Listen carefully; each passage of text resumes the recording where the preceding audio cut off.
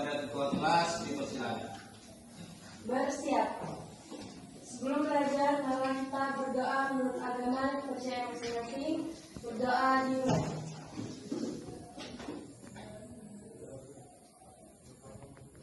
Berdoa selesai.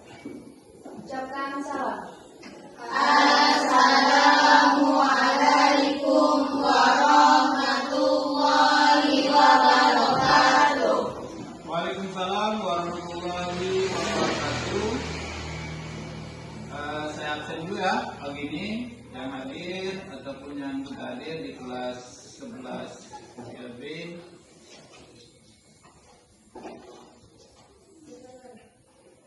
Atas nama Safira hadir? Hadir Pak.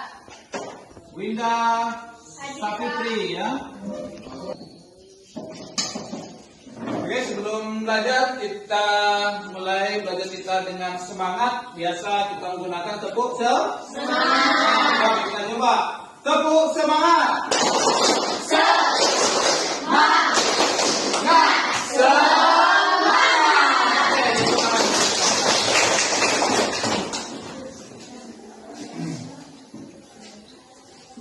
Untuk siswa semuanya, kali ini kita buka buku kita, judulnya tentang Bhinneka Tunggal Ika. Oke, silakan dibuka bukunya semuanya.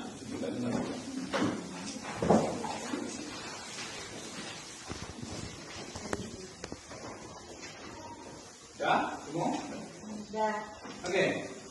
Bhinneka Tunggal Ika terdapat di Pancasila itu, di kurung Garuda itu di bawahnya. Di bawahnya ada baca Bhinneka Tunggal Ika yang dibuat oleh burung Garuda yang menggambarkan bahwa Indonesia ini merupakan negara yang kaya raya dengan budaya. Negara yang kaya dengan budaya, dengan ragam, dengan ras, dengan suku, bangsa. Ya, jadi dengan ramainya suku bangsa di Indonesia ini perlu kita semua bersatu dalam bentuk Bhinneka Tunggal Ika. Dalam arti Bhinneka Tunggal Ika itu adalah walaupun berbeda-beda, tetapi tetap satu. Ya, satu juga. Jadi zaman perjuangan, zaman terdahulu Bhinneka Tunggal Ika ini sangat penting, termasuk di zaman sekarang, ya, di zaman penjajahan. Kalau kita tidak menganut Bhinneka Tunggal Ika, mungkin negara kita belum merdeka, ya, yang agama sibuk dengan agamanya, kemudian yang budaya sibuk dengan budayanya, tak mau bersatu, Indonesia tidak akan merdeka ya. Nah, tapi dengan teguhnya, ya, para pejuang kita terdahulu membuat Bhinneka Tunggal Ika ini semakin power dia, semakin mantap, ya. Dengan kita yang bersatu, sukunya bersatu, sosial kita bersatu, mau bergotong royong, ya. Kemudian tidak membedakan suku, ras dan bangsa, kita sama-sama berjuang untuk merebut kemerdekaan. Kalau sekarang fungsinya untuk bagaimana cara kita mengisi kemerdekaan. Bagaimana cara kita mengisi kemerdekaan itu dengan Bhinneka Tunggal Ika ini. Jelasnya dengan bersatu. Nah, ini ada bangsa etnis Tionghoa. Ini dari Minangkabau, betul? Betul. Ini ada suku Melayu. Ya, ada orang Batak juga. Berbaur kita dalam satu kelas dengan satu tujuan untuk mengisi kemerdekaan tadi. Oke. Sebelum kita lanjut, ada beberapa hal yang penting, ya, yang kita perlu tahu, yaitu bahasa tentang primordialisme. Siapa yang paham tentang hal itu? Ya, silakan. Primordialisme merupakan pandangan atau paham yang menunjukkan sikap berpegang teguh pada hal-hal yang sejak awal melekat pada diri individu, seperti suku bangsa, ras dan agama. Ya, seperti suku bangsa, ras, agama, dia harus bersatu ya. Oke, beri tepuk tangan dulu. Sekarang kita lanjut dengan etnosentrisme. Siapa yang bisa menjawab? Oke, apa yang maksud dengan yang saya sampaikan tadi? Etnosentrisme merupakan pandangan bahwa kebudayaan suku bangsanya lebih baik dibandingkan kebudayaan suku bangsa lain. Oke, benar sekali. Tepuk tangan. Terus LP saya rasa untuk Bhinneka Tunggal Ika ini sangat luar biasa ya.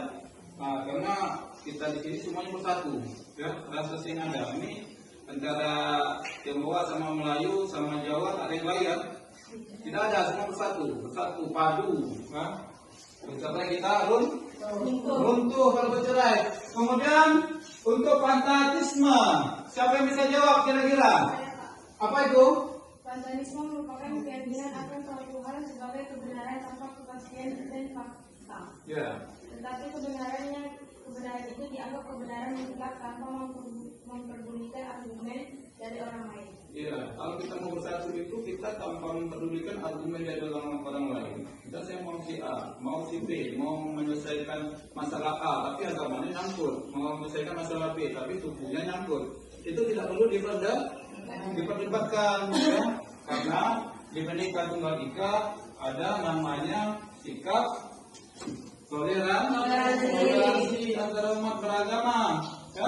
Untuk semua yang harus kita pahami hal itu. Jadi walaupun kita berbeda-beda, tapi kita tetap satu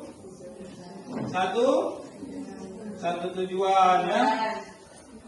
Kemudian untuk hari ini materi kita mengenai Bhinneka Tunggal Ika, saya rasa 11 MPLB sudah cukup memahami, ya, dan bisa menjawab beberapa pertanyaan dari saya. Saya rasa kamu sudah luar biasa. Tepuk tangan dulu semua.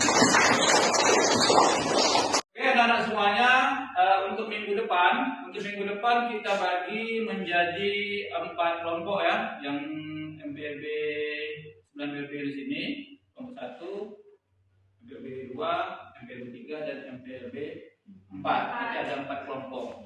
Kemudian untuk Bhinneka Tunggal Ika tadi yang setelah saya terangkan, ya, bagaimana caranya agar kamu bisa menerapkan Bhinneka Tunggal Ika itu minimal di sekolah, minimal di keluarga. Tuh, siapa bisa jawab? Oke, silakan.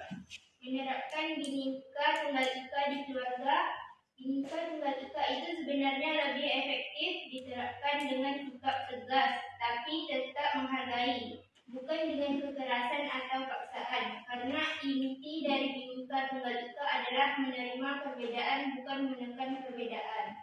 Oke, ada yang apa?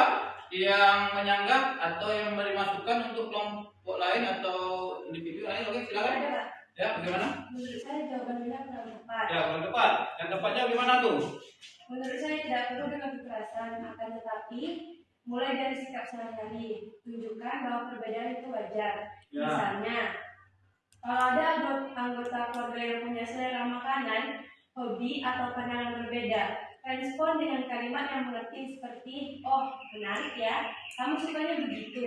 Sikap kecil itu bisa dijadikan contoh yang kuat. Yang kedua, biasakan mendengar, bukan langsung menghakimi.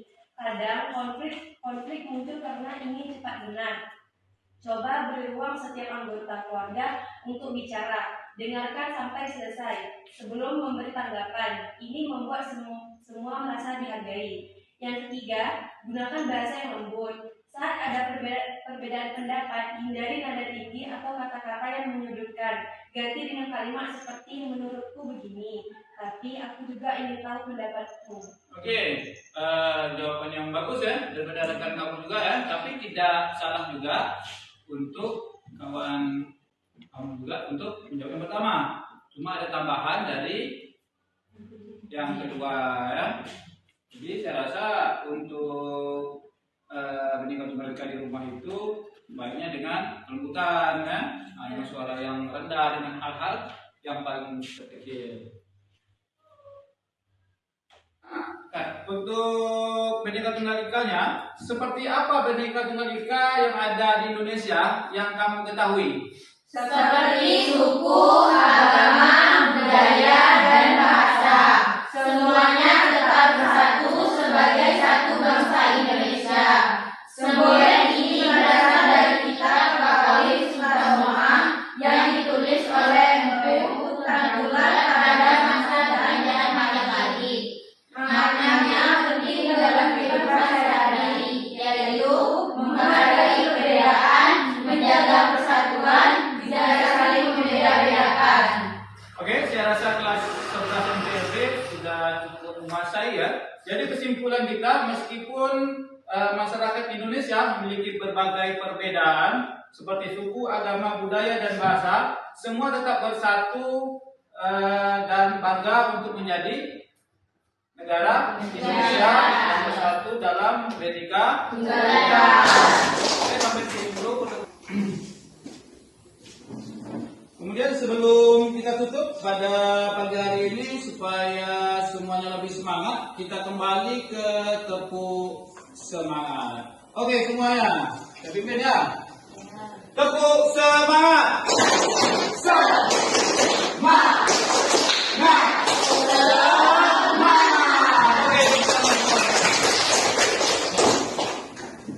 Oke, saya cukup sampai di sini. Saya mohon izin pamit. Assalamualaikum warahmatullahi wabarakatuh. Waalaikumsalam.